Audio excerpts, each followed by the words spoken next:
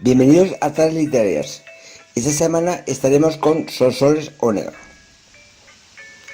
Sonsoles Onega Salcedo nació en Madrid un miércoles 30 de noviembre de 1977. Es la segunda hija del matrimonio entre el reconocido periodista y escritor gallego Fernando Onega y Marisol Salcedo. Durante su juventud, Sonsoles se destacó por ser muy inteligente y una amante de la lectura. La lectura era su pasatiempo favorito. Disfrutaba entre los libros en la biblioteca de la familia. Inspirada en la trayectoria de su padre, Sonsoles decidió estudiar licenciatura en periodismo. Y tras cursar estudios en la Universidad CEU San Pablo de Madrid, recibió su título. Una vez graduada con una especialización de medios audiovisuales, inició sus primeros pasos como profesional en CNN+. En el año 2005 ingresó en la cadena de Televisión 4. Luego, 3 años después, se incorporó a Canal Telecinco, en donde ejerció 10 años como cronista parlamentaria. En este medio de la televisión, su carrera periodística ha ido en constante crecimiento. Ya para el 2018 asumió el reto como moderadora del programa Ya es Mediodía, del cual es presentadora. Entre sus últimas apariciones, animó las galas dominicales de la primera temporada de reality La Casa Fuerte en 2020. Hasta la fecha, Sonsoles Onega ha creado 6 interesantes novelas. Su primer libro fue Calle Habana, esquina Obispo, presentado en el 2004. En esta obra, la autora muestra las vivencias de una Cuba oprimida. Donde Dios no estuvo, en 2007 fue su segunda publicación. Se trata de una obra inspirada en los hechos del atentado de Madrid del 11M. Posteriormente, y ya publicados con la editorial Planeta, escribió Encuentros en Bonaval en 2010 y Nosotros que lo quisimos todo en 2015. Aunque estas obras gozan de gran calidad literaria, fue su quinto libro el que la catapultó al éxito. Se trata de la novela Después del amor, de 2017, basada en hechos reales. Una historia desarrollada a lo largo de 592 páginas y versa sobre un amor clandestino que lucha en medio de la España conflictiva de la década de los años 30. Esta novela obtuvo el premio Fernando Lara en 2017. Ahora bien, para continuar con su labor de su excelente pluma, la escritora publicó en 2020 su libro 1000 besos prohibidos, el cual ha tenido una muy buena aceptación.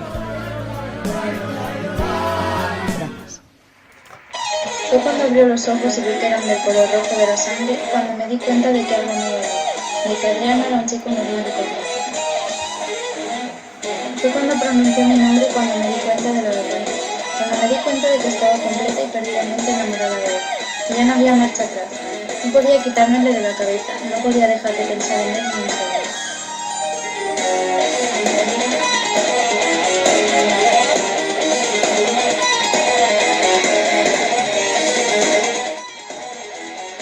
Besos Prohibidos cuenta la historia de Sara, una chica normal y corriente, hasta que conoce a Adrián, un misterioso chico nuevo que la cautivará desde antes de conocerse. Pero no todo es tan sencillo y Adrián esconde un secreto que cambiará la vida de Sara para siempre.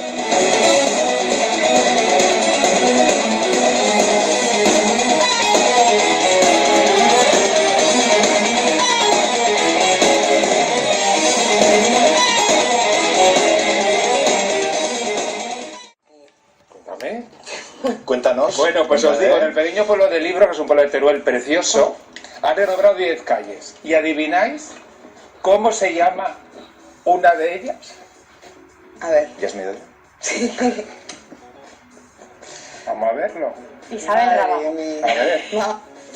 Paseamos por un pueblo cargado de literatura. Sus 10 calles llevan nombre de escritor. No podía ser otro lugar que Libros, un municipio de menos de 100 habitantes que hoy celebra la feria literaria Mi Pueblo Lee. Tenían que haber iniciativas más iniciativas de estas. Para nosotros es especial. La iniciativa es crear una red rural de festivales literarios en toda España, en zonas alejadas de los circuitos de las grandes editoriales. Y como los pueblos que tenemos estamos que nos morimos, pues es una idea que yo creo que es muy buena para atraer gente. Pero hoy es un día grande. Pues yo me voy a llevarlo todo. Yo también. Así recibe libros a su invitada de este año, Sonsoles, que además le tiene preparada una sorpresa. ¿Esperabas esta acogida en un pueblo con menos de 100 habitantes? No, para nada. De hecho, no sabía bien dónde venía, ¿no? Sabía que iba a ser bonito porque un pueblo que se llama Libros tiene que ser necesariamente bonito, pero la verdad es que la recepción del pueblo me ha dejado muy impresionada.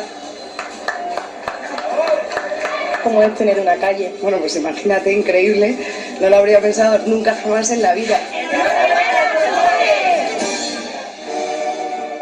Creo que vivimos tiempos en los que tenemos que ser muy exigentes con la verdad. Y siendo exigentes con la verdad desplazas la mentira, ¿no? Ocurre demasiadas veces que se está confundiendo la información con los bulos, con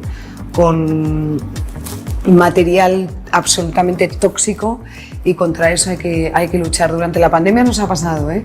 Y hemos tenido que como que parar un momento y a ver esto es verdad, esto es mentira, esto de dónde sale. Tenemos que detenernos un momento, vamos demasiado rápido, ¿no?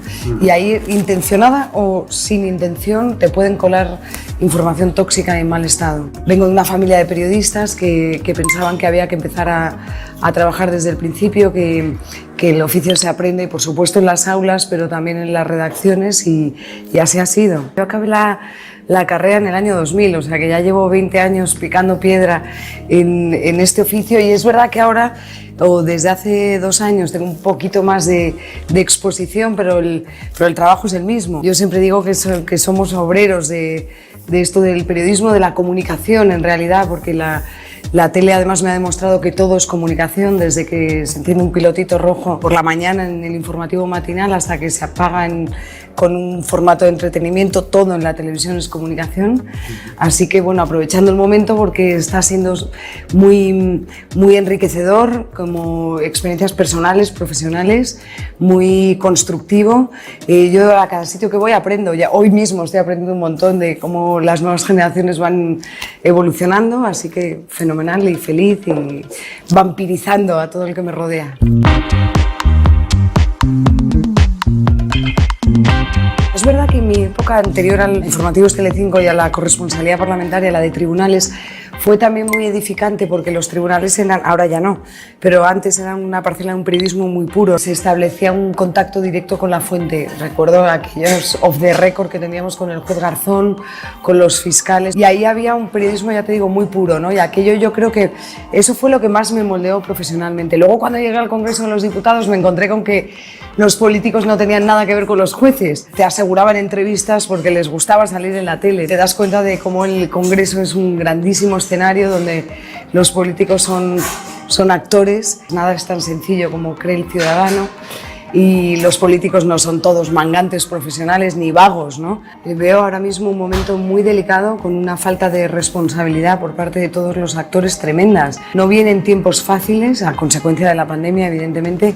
Se olvidan unos y otros que todos van a gobernar tarde o temprano. No creo que haya una misión más elevada que la de 2 grandes partidos políticos con sus actores reconstruyendo un país de las cenizas. Encuentro que cuando hemos necesitado los ciudadanos alta política, nos hemos dado cuenta de que vivimos y convivimos con una política escuálida. Es que parece que se enciende un micrófono y hay que hacer la performance del día, ¿no? Y la frase elocuente que cabe en un tuit y se vuelve viral. No sabría a quién votar. No hay nadie que realmente se esté tomando en serio España.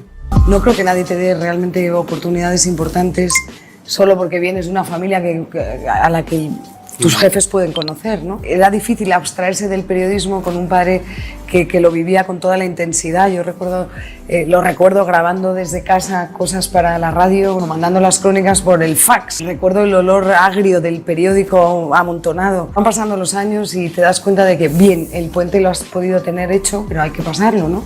¿Qué le dirías a un profesional que ha pasado o que está ahora mismo en las aulas, en este caso del CEU, y que vive, como tú y como yo, la comunicación como una pasión?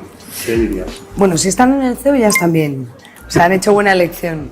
Que no bajen nunca los brazos, Es verdad que vivimos también tiempos en los que se ha proletarializado un poquito nuestro oficio, los sueldos no son buenos, hay que trabajar muchas horas y hay que seguir. Si te apasiona, pues no puede haber un pero, sobre todo cuando empiezas. Evidentemente no se trabaja gratis, pero creo que sí que es un oficio en el que tampoco se trabaja con hora.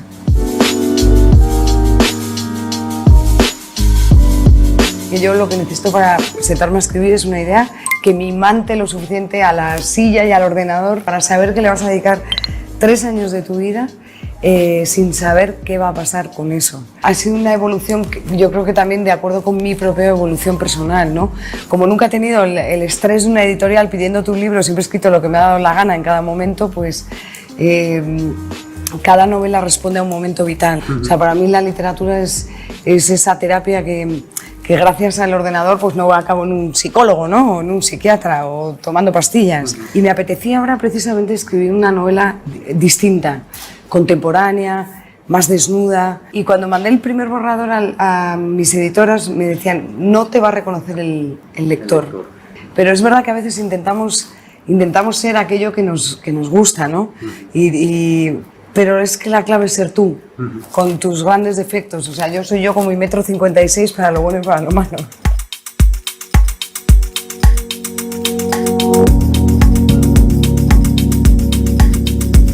Yo estoy deseando poder algún día contar en donde esté trabajando que hay una mujer candidata a la presidencia del gobierno, que luego lo hará mejor o peor, pero habremos llegado. Y yo lo siento, pero sí, las mujeres necesitamos poder. El foco es que una tía de mi generación y de la que viene detrás no tenga la tentación de renunciar porque no puede con la vida, ¿no? O sea, el problema no está, insisto, en una construcción de derechos y de libertades, es que eso ya está.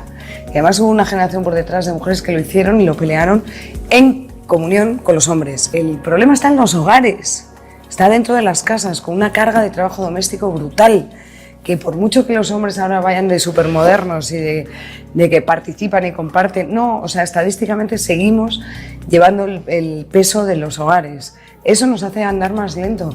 Yo es que tengo un discurso muy de Valleta, o sea, creo que ahí empieza todo. Mis niños son lo mejor del mundo mundial. Es verdad que es muy difícil o muy duro educar como educamos ahora, que es con poco tiempo. Quiero creer que la calidad es mejor que la cantidad y el tiempo que estás a full, intentando darles esos valores que nos han dado a nosotros y que a veces nos miran como, ¿pero qué dices? O sea, por ejemplo, en el uso de la tecnología es algo que me angustia mucho porque pasan demasiadas horas ahí metidos. No sé si creándose unas realidades paralelas que los van a hacer, no a los míos, en general, generaciones de asesinos en serie que no saben lo que es el dolor y que matan en el Fortnite ese de una manera despiadada y sin que nadie derrame una gota de sangre, ¿no? Pero bueno, es un debate más amplio ese. Creo que tengo un problema de que me cuesta muchísimo desconectar, ¿eh? Pero bueno, no, aún así tengo mis espacios. Lo que más es estar con mis niños sin tiempo. Desconecto muchísimo también leyendo sin tiempo, o sea, sin todo lo que sea, sin tiempo. O sea, poder tirarte a la Bartola sin tiempo. Abrir y cerrar libros, eso me encanta. Pero este libro te decía, o buscar subrayados de libros que has hecho hace no sé cuánto tiempo. Claro, para todo eso necesitas tiempo. Y viajar, pues es que ya como no viajamos desde hace tanto, pues por la pandemia. El plan C es lo que nos tenemos que inventar las mujeres y que pasa por un mandamiento, el 11, no conjugar el verbo renunciar nunca, jamás en la vida. Las mujeres que idean su plan C tienen que empezar a sentarse a la mesa, a levantar la mano, a exigir sin ningún tipo de pudor sus necesidades y a partir de ahí construir la realidad. No puede ser que una mujer se siga sentando ante un jefe de recursos humanos y tenga que explicar que no pierde neuronas en la sala de partos, por ejemplo, ¿no? O tenemos que dejar de que nos pregunte si vamos a ser madres para diseñar la carrera profesional. ¿Qué pasa? ¿Que no es compatible tener hijos, educarlos y tener una carrera profesional? Bueno, pues yo de esa sociedad me bajo o la cambio. Realmente empecé a escribir una novela sobre lo que yo llamo el timo del siglo XXI el día que me sentí muy timada por la sociedad y por todo lo que había afuera, exactamente 5 minutos después de incorporarme al puesto de trabajo, después de haber sido madre de 2 hijos. Es verdad que no trabajo en una empresa que penalice la maternidad, todo lo contrario, pero la sociedad está diseñada con parámetros que alguien ideó para nosotras, que no conoce cuáles son nuestros problemas. Entonces, aquella sensación de que había sido timada por la propia democracia, que nos lo ha dado todo, los derechos, las libertades, no tenemos un problema de arquitectura legislativa, no, todo estaba hecho, pero no nos entendían. Entonces empecé a investigar qué es lo que nos había pasado. ¿Por qué la realidad estadística de nuestro país sigue diciendo que son las mujeres las que renuncian a su carrera profesional? ¿Por qué todos los planes de igualdad siguen reflejando que somos nosotras las que dedicamos más tiempo al trabajo en casa? ¿Por qué? Todo eso es lo que investigué en esta novela, Nosotras que lo quisimos todo, y que para mí tuvo un fin terapéutico fundamental. Yo desde entonces me siento menos tonta, siento que todas estamos exactamente igual y que tenemos que juntarnos en alianza con los hombres para cambiar todo eso. Tenemos muchos retos por delante, tenemos que empezar a desdramatizar todo lo que nos está pasando, tenemos que empezar a dejar que se aburran un poco, ¿pasa algo? Tenemos que empezar a sentarnos con los tutores en el colegio y explicarles cuál es nuestra realidad y que no nos miren con los ojos comunes de todos los madres y padres que acuden a los colegios. Yo creo que cada familia tiene sus particularidades y tenemos que dejar el sentimiento de culpa de una vez por todas en un cajón. Y seguramente que eduquemos a niños menos traumatizados, más libres, más conscientes del valor del trabajo de sus padres para sacarlos adelante y sobre todo niños tranquilos, conscientes de que esto es así, su madre trabaja y su padre trabaja exactamente igual. A mí me gustaría lanzar un mensaje muy concreto. A las mujeres, no renunciéis, necesitamos a cada una de las mujeres que están ahí sentadas para cambiar el mundo, y a los hombres, simplemente escuchad un poco más. Sentíos protagonistas de esta aventura maravillosa que es educar a un hijo. No queráis tener un papel secundario, de verdad, que queremos que seáis protas de esta película. Sonsoles Onega sigue configurando al equipo de su nuevo programa en Antena 3 con multitud de rostros ligados a programas de Mediaset. Hace una semana que Sonsoles Onega debutó como nuevo rostro de A3 Media. Lo hizo como invitada en El Hormiguero. En su charla con Pablo Motos, la presentadora relató cómo se produjo su fichaje por A3 Media y su salida de Mediaset. Fue la despedida más larga y dolorosa de mi vida. Me duele más que un divorcio porque yo le quiero. Tengo en un pequeño altar a Paolo Basile porque me dio una oportunidad importante por la que hoy seguramente estoy aquí, confesó Sonsoles Onega a Pablo Motos sobre cómo fue la reunión que mantuvo con Paolo Basile para decirle que se marchaba a A3 Media. Han pasado 2 meses desde su salida de Mediaset. Una marcha muy convulsa, pues además de marcharse ella, también coincidió con el fichaje de Marc Calderó por TVE. Y por si fuera poco, Sonsoles Onega se llevó a A3 Media a Patricia Lennon, la directora de Ya es Mediodía. De modo que fueron 3 marchas en muy poco tiempo. Por ahora, poco se sabe sobre el nuevo proyecto de Sonsoles Onega para Antena 3. Todo apunta a que el programa se emitirá en la franja de tarde en el hueco que deje Boom, que terminará de grabar en los próximos días tras su cancelación. Y parece que la intención es que sea estilo Ya es Mediodía, según confirmó Carmen Ferreiro en el festival. Antena 3 recupera el corazón con Sonsoles y estos nuevos fichajes. Sonsoles Onega ya ha empezado a elaborar su nuevo programa que estará producido por Buendía Estudios, Drag Race España. Y para ello ha empezado a configurar un equipo en el que habrá muchos rostros ligados a Mediaset. Más allá de fichar a Patricia Lennon como directora, Sonsoles también se ha llevado a uno de los redactores estrella de Ya son las 8, y Ya es verano, Saulo Fernández, según avanzó hace unas semanas la cuenta Algo Pasa TV. Pero además, según el mismo medio, Sonsoles Onega también ha cerrado el fichaje de otros 3 rostros de la competencia. Por un lado el de Arantxa Pérez Ponce, reportera de Viva la Vida, y por otro el de Carlos García, redactor y reportero de Ya son las 8, Ya es Mediodía y Ya es Verano. Por último, también formará parte del equipo del programa Nieves Redondo, subdirectora de Viernes Deluxe. Lo que supone una clara declaración de intenciones. Y más después de que Semana confirme que el nuevo programa de Sonsoles Onega contará con contenidos de crónica social. Es decir, Antena 3 volverá a recuperar el corazón 11 años después de la cancelación de ¿Dónde estás, corazón? Un órdago de A3 Media a Telecinco, pues además el formato competirá contra Sálvame, por lo que podría ser la puntilla que le falta a la cadena de Mediaset en plena crisis de audiencia. Sonsoles Onega ha protagonizado la noticia más destacada en las últimas horas en la televisión. la que ha sido mano derecha de Ana Rosa Quintana, deja Telecinco y acepta la oferta que tenía sobre la mesa de Antena 3. Onega se ha ganado el cariño del público y el respeto de sus compañeros, por eso nunca hubiera pensado que su decisión fuera a ser tan polémica.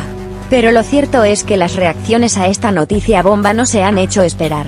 Unas reacciones que a Sonsoles no le harán mucha gracia.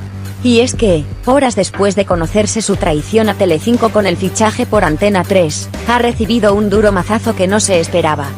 Según el portal Algo Pasa Televisión, la dirección Telecinco y Unicorn Content ya han tomado una decisión que deja a Sonsoles Onega en shock. Y es que, su decisión traerá cola y ahora solo estamos viendo el principio. Así pues, los jefes de Sonsoles han decidido que la comunicadora desaparecerá de Ya es Mediodía sin despedirse del público.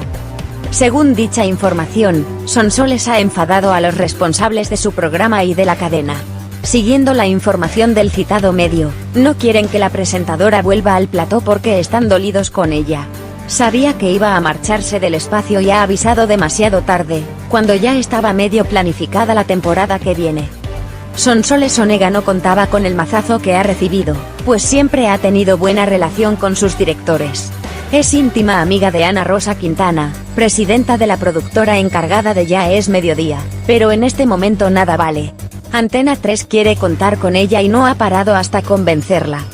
Onega pensaba dar explicaciones y despedirse de su público, pero no podrá hacerlo desde su habitual silla del Ya es Mediodía. Los jefes no han tolerado esta traición, y no dejarán que se despida como si nada hubiera pasado. Probablemente este será el primer capítulo de una nueva guerra televisiva. Telecinco querrá dar un golpe de efecto para rehacerse de la traición de Sonsoles, y quedará por ver cómo afecta a las audiencias todos los movimientos que provocará el adiós de Onega a la competencia.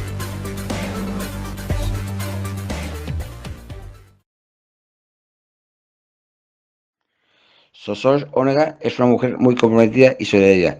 De hecho, está iniciando una campaña para solidarizarse con la enfermedad de la diabetes, ya que uno de sus hijos padece diabetes tipo 1 desde muy corta edad. ¿Cómo podemos concienciar a la población de que un estilo de vida saludable es esencial para mantener la diabetes a raya? En el Día Mundial de la Diabetes, 8 sociedades médicas, Mundipharma y Janssen, han presentado en Madrid el spot animado Que la diabetes no te pare. En España hay más de 5 millones de adultos que padecen diabetes tipo 2 y en el mundo 400 millones de adultos. El objetivo de la campaña es poner de manifiesto que está en nuestras manos, en muchas ocasiones, el poder prevenir la diabetes, el poder retrasar su inicio o incluso enlentecer la progresión de la enfermedad. Una campaña de sensibilización en la que la periodista y presentadora Sonsoles Onega ha sido la madrina de excepción. Tengo un hijo diabético que debutó con 4 años, ahora ya tiene 7, con lo cual hemos normalizado totalmente la enfermedad y él convive con ella de forma natural, él y todos sus amigos y toda su familia. Pero a partir de esta enfermedad me di cuenta de que tenemos que ser muy serios y muy estrictos con la alimentación. La diabetes afecta a más de 5 millones de españoles adultos, llegando incluso a provocar la muerte en numerosos casos. De ahí la importancia de concienciar a la población que llevar un estilo de vida saludable es primordial para controlar o frenar la enfermedad. Claro, es que una diabetes mal controlada te puede llevar a un infarto de miocardio, a un ictus cerebral, pues a una insuficiencia renal, a un trasplante renal. Desde luego lo fundamental es evitar el exceso de peso, ¿no? Para ello la dieta mediterránea que tanto hemos hablado es una dieta ideal para nosotros, es decir, es una dieta que además ha demostrado mejorar el control de la diabetes e incluso prevenir el desarrollo de la diabetes. Durante el desayuno informativo, los expertos han incidido en la importancia de crear una sociedad más sana y se han desvelado alarmantes datos sobre esta enfermedad que cada vez tiene mayor presencia en el mundo. Habla con tu médico, él puede ayudarte, que la diabetes no te pare. Me animé a participar en esta campaña porque si en algo puedo contribuir a sensibilizar a la población, a los ciudadanos de la necesidad de saber y conocer y atender médicamente la diabetes tipo 2, aquí me van a tener siempre. Creo que es una enfermedad de la que se desconoce mucho, que parece que es solo la enfermedad de los abuelos y en cambio pues cada vez está afectando a más y más ciudadanos que no saben nada y que a veces no reciben la atención médica y hospitalaria que requiere esta enfermedad crónica. Mi hijo debutó con diabetes tipo 1 cuando tenía 4 años, fue un shock total para la familia porque desconocíamos todo sobre la enfermedad. Precisamente yo misma pensaba que era una enfermedad de los abuelos que no podía afectar a un niño de 4 años, ¿no? Y a partir de ahí empezamos a estudiar, a concienciarnos y a formar todos parte del equipo de Gonzalo y ayudarle a convivir con esta enfermedad. Se puede hacer absolutamente todo, se puede vivir 150 años con diabetes, pero siempre y cuando lleves un control de la alimentación, hábitos saludables de vida y sobre todo pues ser muy conscientes de que lo que hay en el entorno no siempre es saludable para este tipo de enfermos. Hay que escuchar a los pacientes diagnosticados con diabetes tipo 2 porque salva vidas escucharles, porque es necesario que lleven un control tan estricto como los diabéticos tipo 1. Los tipo 2 no pueden ser los grandes olvidados. No podemos pensar que es una enfermedad que ocurre porque sí, sino que un buen control de la diabetes tipo 2 va a alargar la vida, va a dar calidad de vida al enfermo y en muchos casos salva vidas, con lo cual requieren la misma atención que cualquier otro enfermo y desde luego que el diabético tipo 1. Es muy importante que el paciente con diabetes tipo 2 tenga a su alcance información que le permita formarse sobre qué enfermedad tiene, qué consecuencias tiene y cómo puede llevarla para vivir muchos años llevando una vida absolutamente normal. Y esa información no siempre está al alcance del ciudadano, con lo cual todas las campañas que se hagan favoreciendo la información sencilla, pero a la vez rigurosa, sobre qué es esta enfermedad, revertirá en un bien para el paciente. Y ahora, tal y como hacemos en cada uno de nuestros programas, damos paso a la entrevista que nuestra compañera Vanessa Diegmo ha efectuado al autor. Sonsoles Onega, Madrid, 1977. Ha llegado su carrera profesional en distintos canales de televisión. En CNN+, y 4 hizo Crónica de Tribunales y desde 2008 hasta 2018 fue la corresponsal parlamentaria de Informativos, Telecinco. Desde junio de 2018 presenta el programa Ya es Mediodía en Telecinco. Además, colabora en Herrera en COPE y en La Linterna del Ángel Espósito. Autora de 5 novelas, Después del amor, recibió el premio de novela Fernando Lara 2017. Hola Sonsoles, empecemos hablando primero un poco de ti. Gallega, aunque vivas en Madrid ahora, y cuéntanos, ¿qué relación tienes ahora con Galicia? Toda y ninguna, y desde luego menos de la que me gustaría. Digo toda porque forma parte del paisaje de mi infancia, de mi adolescencia, forma parte del acento que he escuchado en mi casa, que he oído a mi abuela, porque no conocía a mi abuelo, a mi padre. Me emociona cuando le escucho hablar gallego, cuando escucho hablar gallego en general.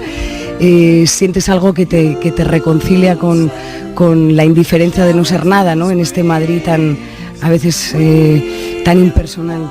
Y te digo nada porque, fíjate, no tengo casa en Galicia, ni siquiera la de mis abuelos o la de mi padre, solo nos quedan muertos.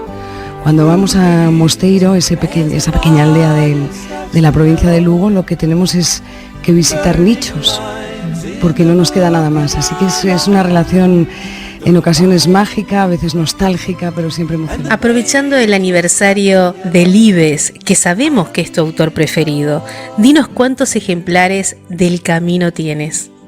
Pues del Camino tengo varias ediciones de las normales y luego tengo una edición maravillosa, facsímil, que hizo Destino con motivo de algún aniversario de la publicación del Camino, que es maravilloso porque tiene en las páginas pares la novela escrita a mano por Delibes y en las impares ya mecanografiada, ¿no? Y con todas las correcciones que él fue haciendo a mano en los márgenes, los tachones. Es una edición bien bonita que tengo en un lugar especial de la biblioteca y que espero que algún día mis hijos cuiden como yo he cuidado los libros que yo he ido heredando, pero no te creas porque esto es muy poco literario, pero te voy a contar que el otro día le decía a mi hijo mayor, que tiene 11 años, cuidarás los libros de mamá, no digo los que yo he escrito, digo estos que te voy a legar, porque será lo único que le pueda dejar. Y me dijo, no te ofendas, mamá, pero los venderé en Wallapop. Vamos a remontarnos a la novela Nosotras que lo quisimos todo. Cuéntanos un poco qué nos vamos a encontrar en este libro y si realmente ves a las mujeres de hoy como superwomans. Es una novela, es decir, que es una ficción construida con muchas realidades del mundo de las mujeres profesionales del siglo XXI. Cuenta la historia de una mujer que recibe una oferta profesional para instalarse en Hong Kong y es en ese momento cuando decide investigar qué nos ha pasado a las mujeres del siglo XXI, las que nos consideramos un poco atrapadas, atosigadas por lo que yo llamo, y no gratuitamente, el timo. Yo sinceramente creo que sí. O sea, que las mujeres que han querido seguir haciendo o tener una carrera profesional sin renunciar a la maternidad se encuentran sobrevolando ciudades, ¿no? Es verdad que la portada es muy potente en ese sentido, pero sí que trata de reflejar cómo nos sentimos, que queremos ser superwoman, nos han dicho que queremos ser superwoman y yo creo que nos encontramos con que nosotras hemos hecho los deberes, hemos alcanzado niveles de formación absolutamente equiparables a los de los hombres y en cambio lo que hay fuera no ha cambiado al mismo ritmo. Desde las estructuras empresariales hasta los diseños de las jornadas laborales, pasando por las políticas reales que permitan que la mujer trabaje y tenga hijos al mismo tiempo, por no hablar de la forma y la manera de los hombres de estar en el mundo, ¿no? Yo creo que el día que realmente haya la mitad de mujeres directivas, la mitad de mujeres presidentas de gobierno, la mitad de mujeres consejeras, que haya la mitad de todo, habremos conseguido la igualdad, pero hay muchísimos hombres que ahora dicen, no, yo me encargo de la logística de mi casa. Bueno, no seré yo quien les desmienta, pero esa no es la realidad estadística de este país a día de hoy, ¿no? Todavía hay que cambiar muchas estructuras, muchas querencias sociales, muchas formas de entender el discurso de la maternidad desde una óptica de género única y exclusivamente. Utilizas la frase "nos han timado mucho" durante este libro. Explícanos un poco el significado de esta afirmación. Yo elegí el verbo timar porque era algo que escuchaba en mi entorno, ¿no? Casi todas las mujeres de mi edad, de los 70, yo soy del 77, quiero decir que no es que haya nacido hace ni siquiera 40 años, ¿no? Decían, nos han timado. Decía, bueno, vamos a ver, no seamos frívolas, vamos a ver por qué nos han timado. Y por eso quise utilizar no gratuitamente el verbo timar, nos han timado. Y nos han timado desde el momento en el que nosotras tenemos nuestros trabajos, decidimos ser madres y nos encontramos que hacemos exactamente lo mismo que nuestras madres. Seguimos trabajando en casa y trabajamos fuera de casa. Pues hombre, algo ha fallado, es indudable que algo ha fallado. Es un topicazo, se dice que trabajamos el doble, pero es que es una realidad. Y es una realidad que tenemos que cambiar nosotras dentro de nuestra casa, empezando a delegar muchas de las tareas que asumimos porque sí, probablemente porque lo hayamos visto, y tiene que cambiar la sociedad para empezar a hacer, insisto, estructuras laborales y empresariales mucho más flexibles y que permitan a sus ciudadanos, hombres y mujeres, tener más tiempo para tener hijos o tiempo libre. Entonces, ¿pondrías jornadas reducidas para conciliar la vida laboral y profesional? Bueno, yo es que creo que las reducciones de jornada perjudican muchísimo a la mujer. Es la mujer la que las solicita mayoritariamente. Todos los datos avalan lo que estoy diciendo. O sea, es la mujer la que acaba cogiendo la reducción de jornada y yo creo que la reducción de jornada limita la carrera profesional. Supone una brecha salarial, ahí se empieza a abrir la brecha porque tú reduces también tu sueldo y es un freno en la carrera. Con lo cual, bueno, yo muy amiga de las reducciones de jornada no soy. Yo soy amiga de la racionalización de horarios, de que empecemos a instaurar en la sociedad las jornadas intensivas en aquellos sectores que lo permitan, ¿no? Es verdad que el periodismo es una profesión que no va a permitir esto, que es yo tuve un jefe que me dijo que el periodismo era un sacerdocio y sin tener credo, desde luego es una profesión donde es muy complicado conciliar, ¿no? Pero hay otros muchos sectores que sí lo permiten y que permitirían que sus trabajadores tuvieran la tarde libre para hacer lo que les diera la gana. tener hijos y educarlos, una labor maravillosa, pero bueno. Los médicos no saben cuándo sus enfermos se van a poner enfermos, o las mujeres embarazadas de parto, y los periodistas no sabemos cuándo van a surgir las noticias, con lo cual, en fin, todo joven periodista que decida serlo tiene que saber que es una profesión muy sacrificada. Es verdad que también muy satisfactoria, que te permite vivir situaciones y momentos increíbles, pero cuesta mucho conciliar siendo periodista. Beatriz, la protagonista de la novela, hace unas reflexiones en las que demuestra que mira mucho su mundo interior. ¿No crees que falta un poco de reflexión hacia lo que ocurre en la vida real? Yo creo que no, porque ella también analiza lo que hay fuera, ¿no? Ella analiza también la situación del modelo social. Y ella también se preocupa de hablar con gente que ha vivido en otros momentos de la historia y que ha podido hacer cosas, ¿no? En la novela hace un cameo, por así decirlo, la primera mujer presidenta del Tribunal Constitucional, que le cuenta su experiencia, le cuenta cómo consiguió ella hacer todo lo que le permitió luego llegar a la cúspide de la organización judicial. Y te das cuenta de que al final todo lo que ha conseguido lo ha conseguido de puertas para adentro. Su abuela quiso que su madre fuera una mujer profesional y su madre quiso que ella fuera una mujer profesional. Y luego se casó con un tipo que entendió que ella quería tener una carrera profesional. Con lo cual son pequeñas situaciones a veces transparentes ante las que las mujeres tenemos que estar muy alertas. O sea, si yo digo que nos han timado es porque no podemos hacer todo solas. O sea, que es que ha llegado un momento de que empecemos a buscar más soluciones y no queremos atiborrarnos de ansiolíticos, que es una opción, ¿eh? Es una opción. Pero hombre, ha llegado el momento de decir, nosotras podemos, nosotras queremos, pero necesitamos ayuda. O sea, sociedad, muévete al ritmo de la mujer. Y por supuesto, insisto, luego en casa empezar a delegar funciones, si hace falta ayuda en casa, que haya ayuda en casa extra de trabajo. O sea, es que al final estamos atrapadas en esa tela de araña tan complicada. ¿Qué significa? Al final estamos atrapadas en esa tela de araña tan complicada. ¿Qué significa para ti la frase media biblioteca? Bueno, pues tiene algo de doloroso, ¿eh? Porque media biblioteca es lo que me tocó cuando mis padres se separan y deciden que esa enorme biblioteca de 2 plantas que fue construyendo, y ahora lo entiendo, mi padre durante muchos años, era para mí y otra media para mi hermana.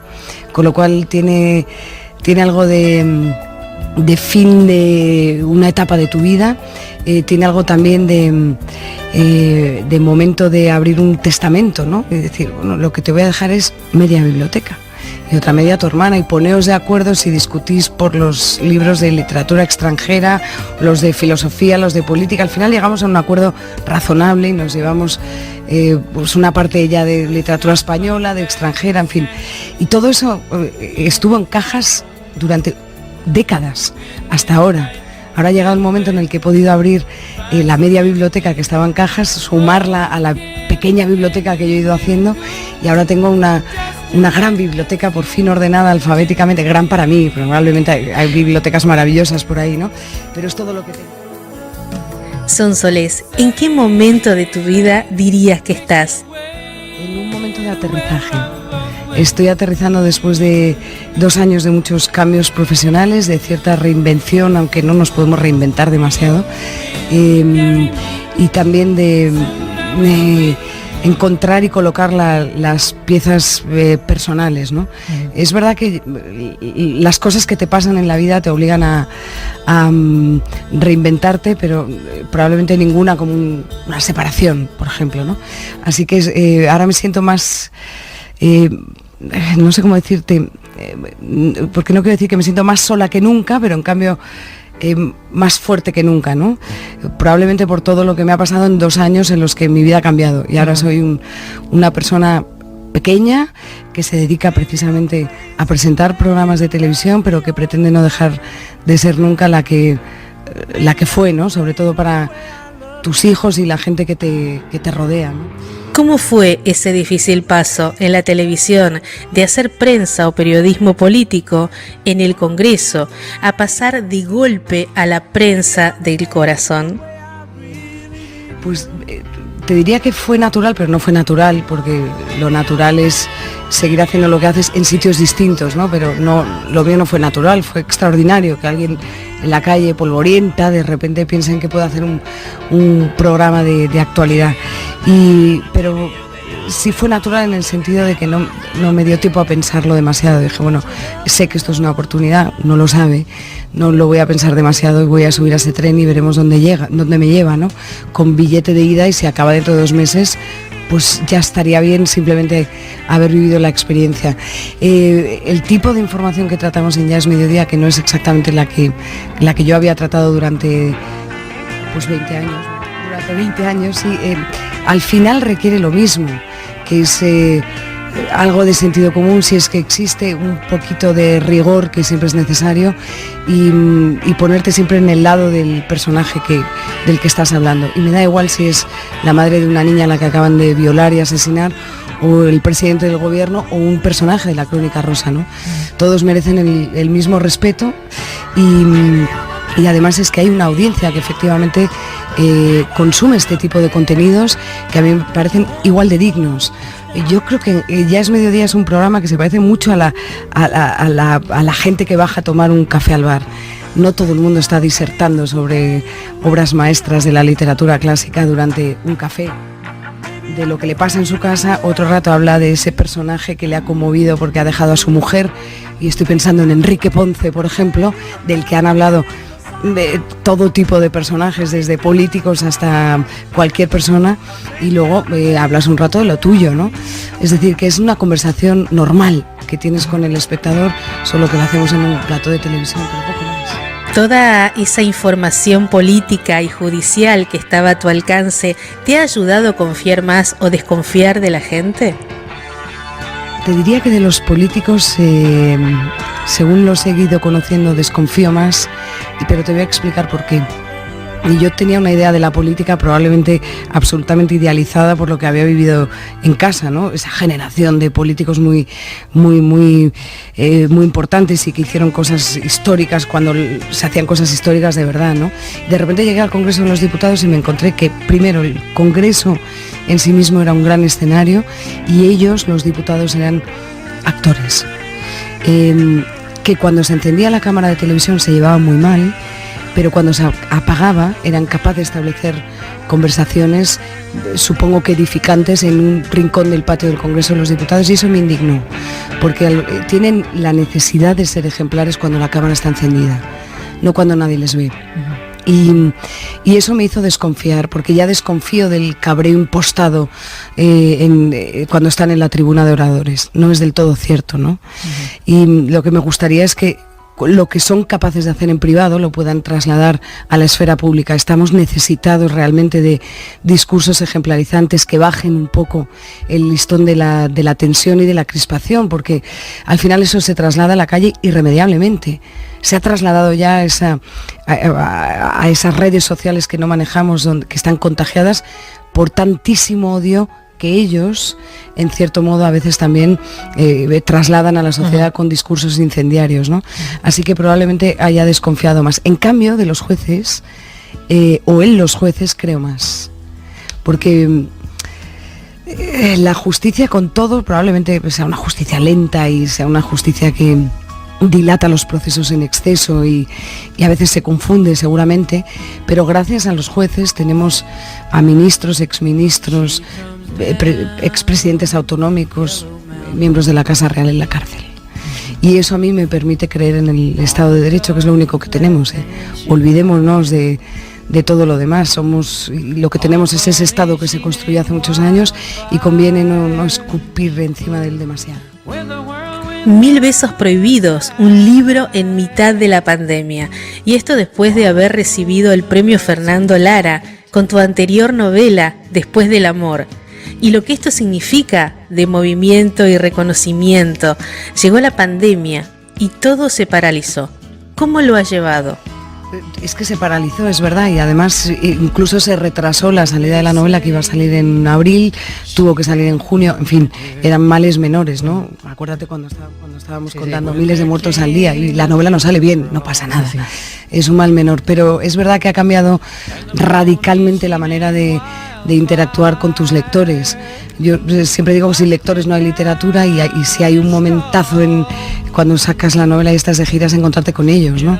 Y ese placer de compartir impresiones sobre eso que has escrito y que los lectores reciben cada uno de una manera distinta. Todo se ha bajado el telón de todo eso, no ha habido nada presencial salvo alguna cosa muy menor, con lo cual pues es extraño, es distinto, tiene algo de tristeza el no poder concluir como se concluye este tipo de presentaciones, ¿no? Que es estar con los lectores. Pero bueno, en cierto modo, pero no es comparable, lo sustituyen las redes sociales, pero no es lo mismo. Precisamente ahora que hemos hablado del después del amor, vamos a escuchar el book trailer de esta novela para que los oyentes sepan cuál es y de qué va en concreto. Novela ganadora del premio literario Fernando Lara en 2017.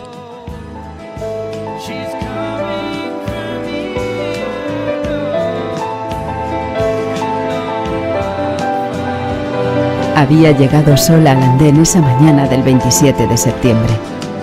A escasos metros, un hombre de impecable uniforme discutía con el guardabujas de la estación.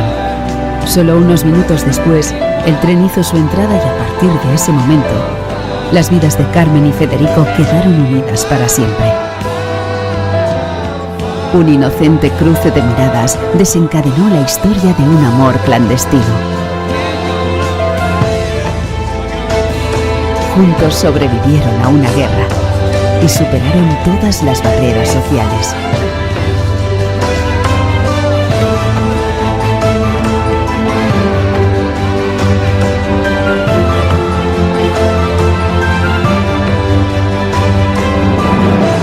Después del amor, de Sonsoles Onega.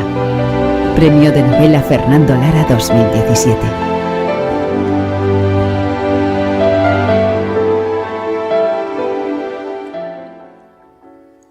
En tus dos últimas novelas hablas del amor, pero sobre todo del amor interrumpido. Explícanos esto. Bueno, sobre todo esta, 1000 besos prohibidos sí que es un amor interrumpido, de esos que yo creo que todos de una u otra manera tenemos, ¿no? Historias que hemos vivido que se interrumpen por alguna circunstancia de la vida y que se retoman años después cuando hombre y mujer, o mujer y mujer, o hombre y hombre, es decir, los personajes de la historia y de cualquier historia se vuelven a encontrar. No hay nada más excitante que el reencuentro de dos personas que se amaron tiempo antes, ¿no?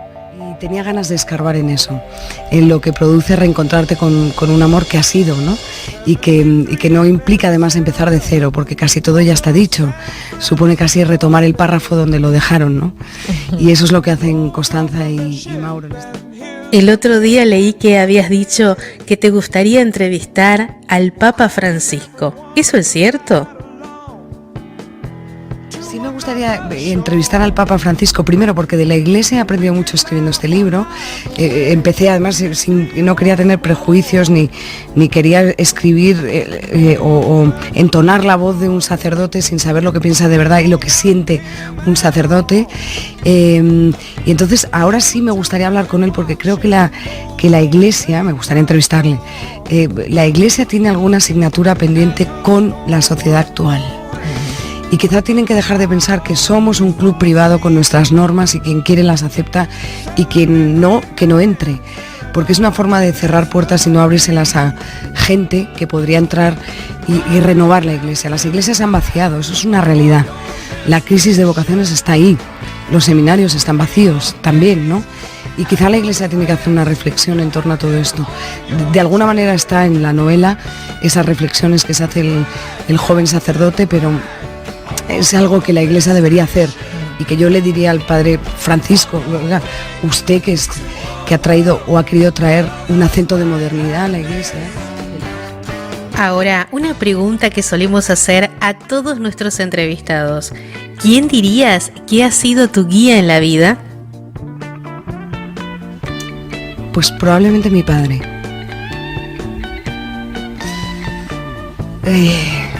Fíjate que yo algún día también tendré que romper con todo esto, ¿no? Casi lo digo de una forma épica.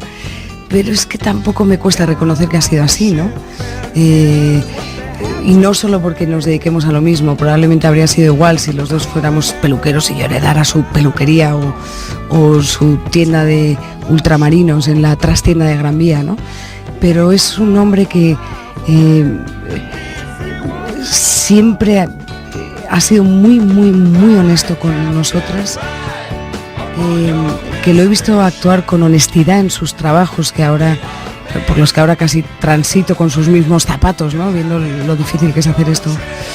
Y un hombre contenido en sus elogios, contenido también en sus críticas, que nos ha enseñado a ser muy libres y a elegir lo que nos ha dado la gana toda la vida, ¿no? Sin mirar con ojos censores si nos estábamos equivocando alguna vez. Así que es y será el faro. Para acabar, tú que has sido una periodista que mucha gente te ha visto, dinos alguna situación en la que hayas pasado auténtica vergüenza. Es buenísima. Ay, pues déjame pensar. Ay, te voy a contar una anécdota. Acababa de empezar a hacer tribunales en la Audiencia Nacional para CNN+. Y entonces hay una especie de protocolo que todo el mundo debe cumplir cuando empieza, que era entonces ir a saludar al fiscal jefe de la Audiencia Nacional, que en ese caso, en aquellos años, era Eduardo Fungairiño. Eduardo Fungairiño era un hombre que iba en silla de ruedas, que tenía una enfermedad que le impedía mover las manos, y el largo etcétera de vicisitudes físicas que padeció aquel hombre, ¿no? Entonces pedí audiencia, pues se pedía audiencia con el fiscal, me la dio, y cuando entré yo le quería dar la mano, y entonces cogí su mano inerte, sin fuerza, y la solté y rebotó sobre la mesa. Pasa una vergüenza terrible. Cuento con usted, y no le debió gustar que CNN Plus fuera del grupo Prisa y esas cosas, ¿no? Pero bueno, esas eran cosas menores, pero pasé una vergüenza terrorífica. Bueno, Sonsoles, nos causa una enorme alegría compartir contigo momentos y un auténtico privilegio y placer. Te doy las gracias por compartir tu tiempo con nosotros. Muchas gracias. Buenas tardes.